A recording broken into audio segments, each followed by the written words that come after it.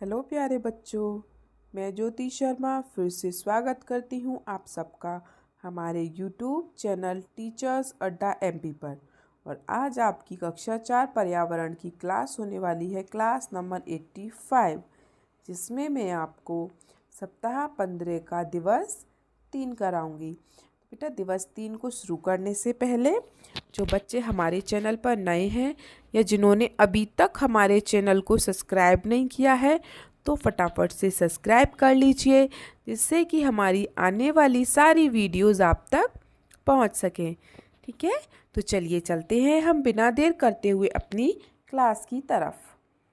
तो वही पाठ चल रहा है हमारा सप्ताह 15 का दिवस 3। पाठ का नाम हमारा क्या है? पहाड़ों से समुंदर तक। और आज हमारे सीखने के बिंदु क्या क्या हैं? नदी में प्रदूषण मतलब गंदा पानी होने के कारणों की समझ को विकसित करना और पानी को साफ रखने की समझ को विकसित करना, मतलब पानी को साफ कैसे रखा जाए। ठीक है, तो उसके लिए हम अभ्यास क्रमांक 1 पर चलते हैं, नंबर वाइज क्वेश्चन करते हैं। अभ्यास क्रमांक 1, पहला क्वेश्चन कह रहा है आपका, नदी तालाब के गंदा हो जाने की कोई 3 कारण लिखिए। तो बेटा बहुत सारे कारण हैं, मैं आपको जैसे पहले बताया है सप्ताह 2 में और 1 में आया है, मतलब दिवस 1 और 2 में आया है ना सप्ताह ये 15 के। तो पहला कारण, जानवरों को नदी में नहलाना। दूसरा, नदी में कपड़े धोना। तीसरा, नदी में प्लास्टिक या कूड़ा डालना।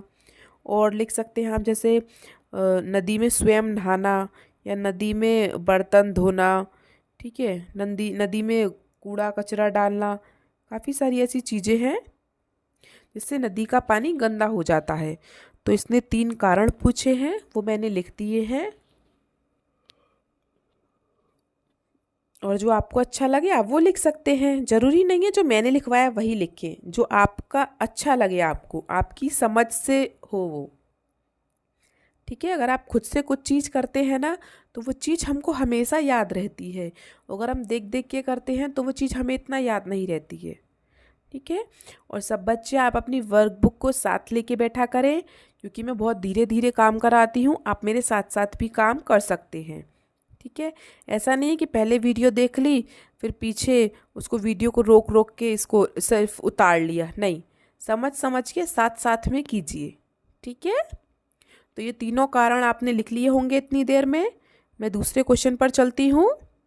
चलिए दूसरे क्वेश्चन पर चलते हैं।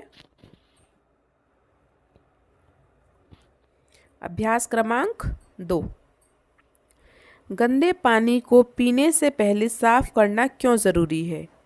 पानी साफ करने का एक उपाय भी लिखिए। तो बेटा गंदे पानी को पिएंगे हम तो बीमार पड़ जाएंगे, सिंपल सी बात है, जब आप गंदा पानी पियोगे तो बीमार पड़ जाओगे, है ना। उसको साफ करने का उपाय, या तो पानी को उबाल कर पीना चाहिए, ठीक है, या फिर घर में जो आरओ लगता है आरओ लगवा लेना चाहिए। कुछ लोग फिटकरी डालकर भी पानी को साफ करते हैं। ठीक है, तो सबसे सिंपल तरीका है पानी को उबाल कर पिए। पहले पानी को उबाल लो, उसको छान के एक बर्तन में कर लो, पानी ठंडा हो जाए तो उसको पी लीजिए।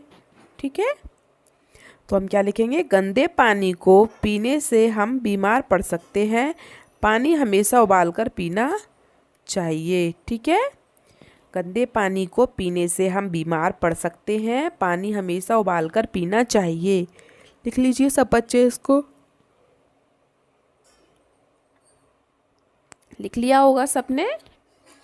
हम आगे चलें, चलिए आगे चलते हैं अभ्यास क्रमांक 3 पर। नदियों में मछलियों की संख्या कम होने के क्या कारण हो सकते हैं, लिखिए। जो नदी है बेटा उनमें मछलियों की संख्या कम क्यों हो गई है? क्योंकि बेटा देखो, अगर आप किसी गंदगी में रहोगे तो आप कितने दिन जी लोगे, है ना, ज़्यादा नहीं जी पाओगे। तो बेटा अगर हम नदी में गंदगी फैलाएंगे तो बेचारे जो नदी के जीव जंतु हैं वो कितने दिन जिएंगे, उस गंदगी से वो भी तो मर जाएंगे, है ना। तो नदी में गंदगी व दूषित होने के कारण मछलियों की संख्या कम है। ठीक है, तो आप इसे लिख लीजिए अभ्यास क्रमांक 3 को। चलिए लिख लिया सबने? फिर हम अभ्यास क्रमांक 4 पर चलेंगे। चलिए अभ्यास क्रमांक 4 पर चलते हैं। आप पीने योग्य पानी की पहचान कैसे करेंगे? अब बेटा ऐसे तो है नहीं कि पीने योग्य पानी अलग दिखता हो, सारा पानी एक जैसा ही दिखता है। लेकिन वो जो आपका पीने योग्य पानी होगा ना, वो मतलब आपको एक अलग तरीके की उसमें चमक दिखाई देती है, एक अलग तरीके का साफ होता है वो बिल्कुल। अगर पानी में थोड़ी बहुत भी गंदगी होती है ना, तो उसमें थोड़ा धुंधलापन होता है पानी में।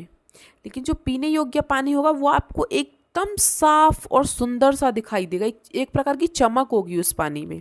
ठीक है, तो आप पीने योग्य पानी की पहचान कैसे करेंगे? तो जो पीने योग्य पानी होगा उसका रंग बिल्कुल साफ होगा। ठीक है, तो आप इसे लिख लीजिए। लिख लिया सबने? चलिए, तो आज की आपकी क्लास इतनी थी। आपको हमारी वीडियो कैसी लगी कमेंट बॉक्स में ज़रूर बताएं। वीडियो को लाइक करें, अपने दोस्तों के साथ शेयर करें और सब्सक्राइब करना ना भूलें। सब्सक्राइब करने से क्या होता है बेटा, आपके पास सारी वीडियोस हमारी लाइन वाइज लाइन पहुंच जाती हैं। और अगर किसी बच्चे को वीडियो नहीं मिलती है तो आप हमारे चैनल को ओपन कीजिए, उसमें प्लेलिस्ट पर जाइए। प्लेलिस्ट में आपको हर सब्जेक्ट की, हर विषय की पूरी प्लेलिस्ट मिली होगी, पूरी सारी क्लासेस मिली होंगी वहाँ पे आपको। ठीक है, तो आप वहाँ से देख सकते हैं। ठीक है, चलिए मिलते हैं हम आपसे अगली क्लास में। तब तक के लिए आपका दिन शुभ हो। Have a nice day.